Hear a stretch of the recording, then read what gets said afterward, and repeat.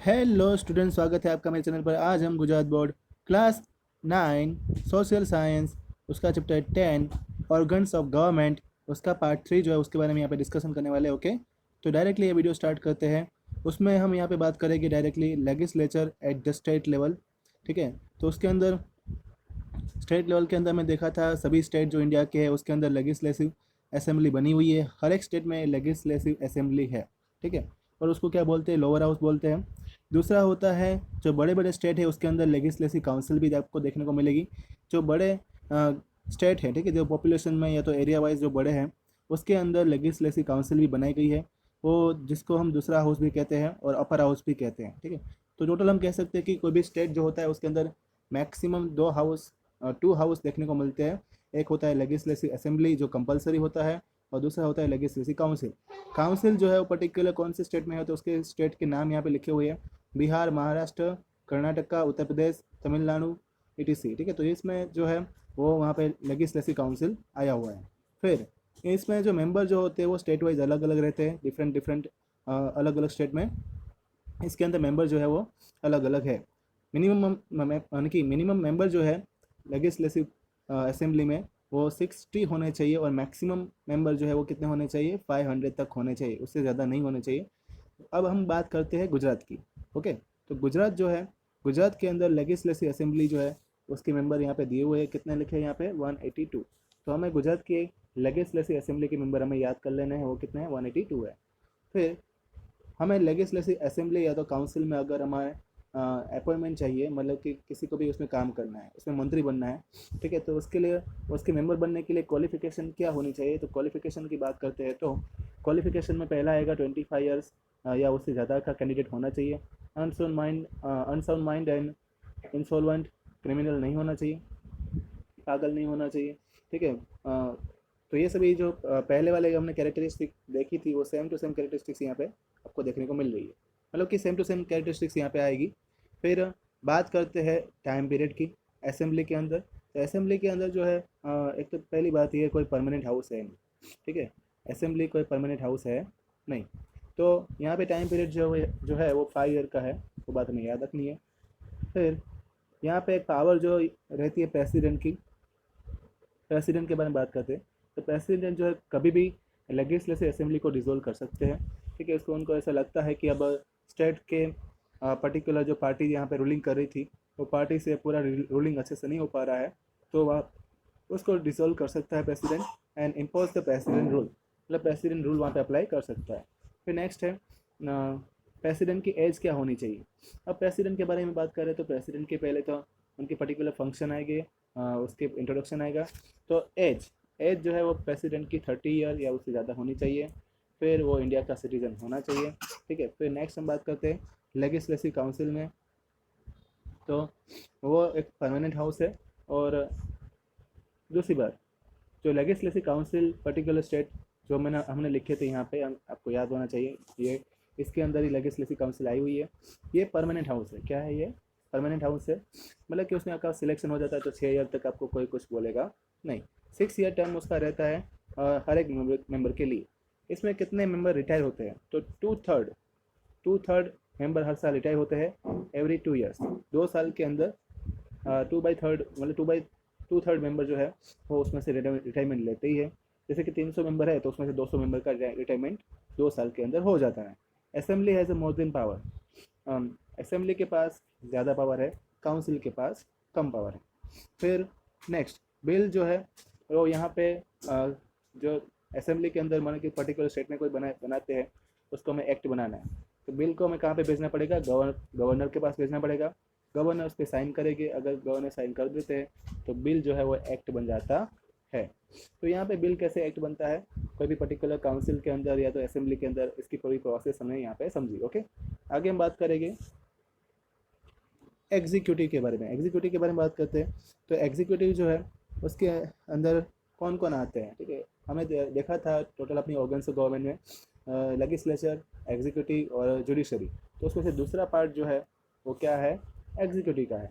Executive के अंदर prime minister, cabinet ministers, फिर प्रेसिडेंट, वाइस प्रेसिडेंट, ब्यूरोक्रेट्स, तो ये सभी इसमें आते हैं। तो it carry outs the work of the implementing the policy और प्रोग्राम्स एंड प्लानिंग। मतलब कि यहाँ पे जितने भी पॉलिसीज़ बनाई हुई है उसको अप्लाई करना है पूरी कंट्री में। तो ये काम किसका रहने वाला है? एग्जीक्यूटिव का रहने वाला है। ठीक है, प्रोग्राम्स कोई करने हैं, कहीं पे जाना है दूसरे कंट्री के साथ, कोई पर्टिकुलर फंक्शन को अटेंड करना है, ऑर्गेनाइज करना है, या तो कुछ प्लानिंग करना है, तो उसके लिए हेड कौन होगा? एग्जीक्यूटिव हेड होगा। ठीक है, उसका चेंजेस जो है मतलब एग्जीक्यूटिव 5 साल में बदल जाते हैं। Service of the administrative officer is called civil service. तो इसमें अगर हमें एंट्री करनी है तो हमें जो है सर्विस हम यहाँ पे प्रोवाइड करते हैं उसको सिविल सर्विस बोलते हैं। सिविल सर्विस अभी इंडिया में बेस्ट सर्विस कंसिडर होती है, उसका रेपुटेशन सबसे ज़्यादा है। ठीक है, हमें एग्ज़ाम के बारे में भी हम सुनते हैं, एक एग्ज़ाम है जैसे कि यूपीएससी। ठीक है, इसका नाम भी हमने सुना हुआ है। तो यूपीएससी जीपीएससी, गुजरात लेवल की बात करें तो जीपीएससी। ठीक है, तो ये दोनों जो एग्ज़ाम है उसमें हम पहले ट्राई करते हैं, कोई भी कैंडिडेट होता है दोनों एग्ज़ाम के क्रैक करने की ट्राई करता है इंडिया में, क्योंकि इसमें अगर आपकी जॉब लग जाती है, क्या लग जाती है? जॉब लग जाती है, तो उसमें आपका रेपुटेशन बहुत ही ज़्यादा कंसिडर होता है। ठीक है, उसके थ्रू फिर दूसरे सोर्सेज भी आपको मिल जाते हैं। फिर हम बात करेंगे यहाँ पे प्रेसिडेंट के बारे में। तो प्रेसिडेंट जो है वो क्या है? तो constitutional head of India. Constitutional head जो इंडिया का है उसको क्या बोलते हैं? प्रेसिडेंट। फेडरल गवर्नमेंट का भी हेड है वो। फेडरल गवर्नमेंट का मतलब क्या होता है? तो पहले हम उसके मतलब के बारे में बात करते हैं। जहाँ पे एक जो कंट्री होता है उसके अंदर दो टाइप की गवर्नमेंट होती है, एक सेंट्रल गवर्नमेंट, एक स्टेट गवर्नमेंट। ऐसे कंट्री को बोलते हैं डेमोक्रेटिक कंट्री, तो बोलते ही है, साथ में उसको क्या बोलते हैं? वहाँ पे जो गवर्नमेंट होती है उसको फेडरल गवर्नमेंट बोलते हैं। ओके, अब प्रेसिडेंट की जो क्वालिफिकेशन क्या होनी चाहिए तो उसके बारे में बात की है। तो क्वालिफिकेशन जो है वो 35 ईयर्स या उससे ज़्यादा होनी चाहिए, जो हमने आगे भी देखा था। ये यहाँ पे जो इलेक्शन कैसे होता है प्रेसिडेंट का सिलेक्शन करने के लिए? Elected by the indirectly form member of the both house of parliament. मतलब कि अपने जो दोनों हाउस है, कौन से हाउस? राज्यसभा। ठीक है, राज्यसभा जो है वो, एंड दूसरी है लोकसभा। ठीक है, तो वो दोनों हाउस में से उसका सिलेक्शन होगा, उन पे वोटिंग करवाई जाएगी और उनके थ्रू प्रेसिडेंट का सिलेक्शन होता है। प्रेसिडेंट कोई भी पार्टी का हो सकता है। टाइम पीरियड जो है प्रेसिडेंट का है 5 ईयर्स का रहेगा। फिर दूसरी बात, वो क्रिमिनल नहीं होना चाहिए, सेम टू सेम वही प्रोसेस है। ठीक है, अनसर्माइंड नहीं होना चाहिए। दूसरा लिखा है case can be framed against him nor order of arrest और इम्प्रूवमेंट कैन बी इशूड। मतलब कि कोई भी टाइप की उसका केस फाइल नहीं होना चाहिए जब वो प्रेसिडेंट बनने जा रहे हैं। ऐसे मतलब कहीं पे भी उसके सामने कोई केस एफआईआर होनी चाहिए नहीं, सिंपल बात ये है। फिर है फंक्शन एंड पावर्स। तो प्रेसिडेंट के फंक्शन क्या है? तो ही अपॉइंट द अदर मिनिस्टर्स, और दूसरे मिनिस्टर ऑफ कैबिनेट, वो दूसरे जो कैबिनेट के मिनिस्टर उसको अपॉइंटमेंट दे सकते हैं। ही एडमिनिस्टर द ऑथ, वो शपथ जो रहती है कि भाई मैं ये मानता हूँ, जो उसके सामने शपथ ग्रहण का जो पूरा सम्मेलन पे एक प्रोग्राम होता है, उस टाइम पे हेड जो होते हैं वो प्रेसिडेंट ही होते हैं, तो वो शपथ दिलाने का काम भी करते हैं। And distribute the portfolio to the ministers. ये हर एक रूल्स जो है वो, उनका पोर्टफोलियो, उनकी पॉलिसी क्या रहेगी, उनके रूल्स क्या रहेगी, वो मिनिस्टर को डिस्ट्रीब्यूट कर सकते हैं। He has to power to declare the war, वो युद्ध डिक्लेयर कर सकते हैं। And seize the governor of the state, वो गवर्नर की जो भी स्टेट में कोई भी टाइप की पार्टी है, रूलिंग पार्टी है, उसको सीज कर सकते हैं। वहाँ के लेजिस्लेटिव काउंसिल को सीज कर सकते हैं। Attorney general, controller, auditory general को भी वो सीज कर सकते हैं। मतलब कि उसके पास बहुत ज़्यादा पावर है, हम ऐसा कह सकते हैं। ओके, और भी उसके फंक्शन यहाँ पे दिए हुए हैं अपनी बुक में, तो उसके बारे में बात कर लेते हैं। ये appoints the chairman of the UPSC. UPSC के जो चेयरमैन, यस, यूपीएससी के जो चेयरमैन है उसका अपॉइंटमेंट कौन देते हैं? प्रेसिडेंट ही देते हैं। फिर ये appoints the head of the defence forces. जितने भी अपनी डिफेंस फोर्सेस है, आर्मी, नेवी, एयरफोर्स, उनका जो हेड होता है उनका अपॉइंटमेंट कौन देते हैं? प्रेसिडेंट। फिर आगे बढ़ते हैं। कैन ग्रांट पार्डन और reduce the sentence of the any convicted person, postpone the punishment. कोई क्रिमिनल है, उनकी सज़ा को माफ़ करना है, उनकी सज़ा को आगे पोस्टपोन करना है, रिड्यूस करना है, उसको माफ़ी देना है, तो ये सभी ग्रांट जो है वो प्रेसिडेंट के पास रहती है, क्योंकि वो है फर्स्ट सिटीजन ऑफ इंडिया। ये बात हमें याद रखनी है। कि समॉन the session of both houses parliament, वो अगर चाहे तो एक साथ दोनों ही हाउस को एक साथ बुला सकते हैं। He can even dissolve the Lok Sabha, वो लोकसभा को भी डिजोल्व कर सकते हैं अगर चाहे तो। उसको ऐसा लगता है कि लोकसभा में ठीक से काम नहीं हो रहा है तो लोकसभा को भी डिसॉल्व कर सकते हैं। He can establish the president rule, वो पूरे देश में प्रेसिडेंट रूल भी अप्लाई कर सकते हैं। जैसे वो स्टेट में कर सकते थे, वैसे पूरे देश में भी वो प्रेसिडेंट रूल अप्लाई कर सकते हैं by dissolving the state level cabinet ministry जो स्टेट लेवल की उसको भी वो डिसोल्व कर सकते हैं, सीज कर सकते हैं। अब आता है वाइस प्रेसिडेंट का काम। वाइस प्रेसिडेंट जो है जब कहीं पे भी प्रेसिडेंट एब्सेंट होते हैं तब उनकी ज़रूरत पड़ती है। वाइस प्रेसिडेंट जो है वो सभी फंक्शन जो है वो परफॉर्म कर सकते हैं जो प्रेसिडेंट के रहते हैं, ठीक है। एक्चुअली जो है उसका काम मेन ये है कि वो चेयरमैन है राज्यसभा के, it is the chairman of Rajya Sabha. वो अगर रिजाइनेशन देना चाहते हैं तो प्रेसिडेंट के सामने अपना रिजाइनेशन लेटर दे सकते हैं, ठीक है।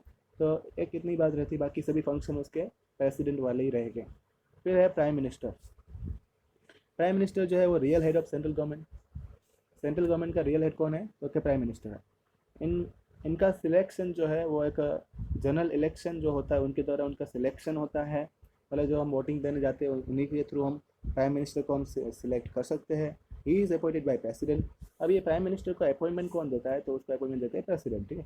ये अपॉइंटमेंट ही द मिनिस्टर्स, वो मिनिस्टर को फिर खुद अपॉइंटमेंट देंगे। जब प्रेसिडेंट उनको अपॉइंटमेंट देगा तो वो किसी और मतलब जो छोटे उनके नीचे जितने भी मिनिस्टर आते होंगे उनको अपॉइंटमेंट प्राइम मिनिस्टर खुद देंगे।